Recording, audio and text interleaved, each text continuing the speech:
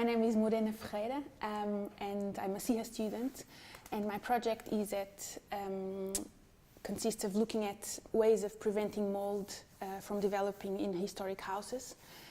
So trying to find an alternative way to preventive conservation, and also to feed into a strategy that is more easy to use and hopefully that uses less energy.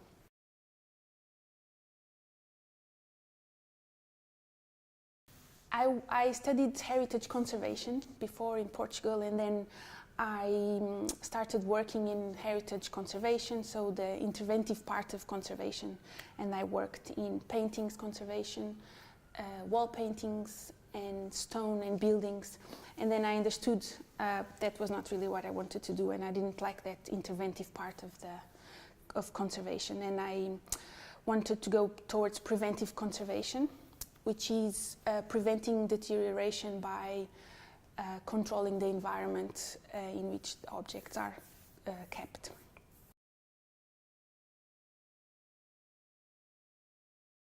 Working in heritage science, the most exciting things I find, or the more exciting thing is when I go to historic properties and everyone is very concerned about mold. So everyone knows about mold and how dangerous it is and how it affects all the objects.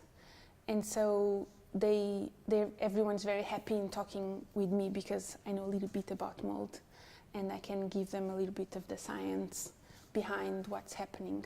That's always very exciting and makes the work worth.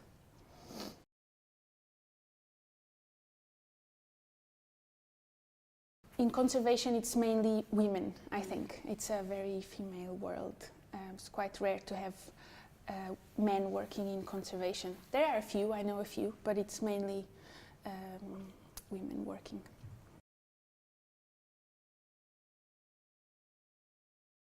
I think we need to make space for more women, and then when we create that space, which is a bit hard because it's like an endurance and the hurdles, you have to keep going and make sure you stand your ground, but then I think we need to normalize the existence of women or the presence of women in this field, as in other and all fields. And then eventually the more women, then the more normal that will be, and then we stop having these conversations about difference between women and the struggles we face in the field,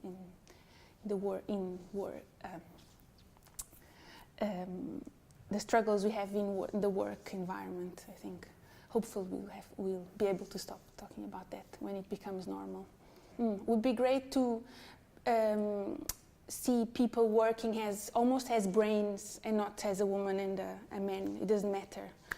We are intellectually equal, so that shouldn't be we shouldn't have to distinguish between men and women.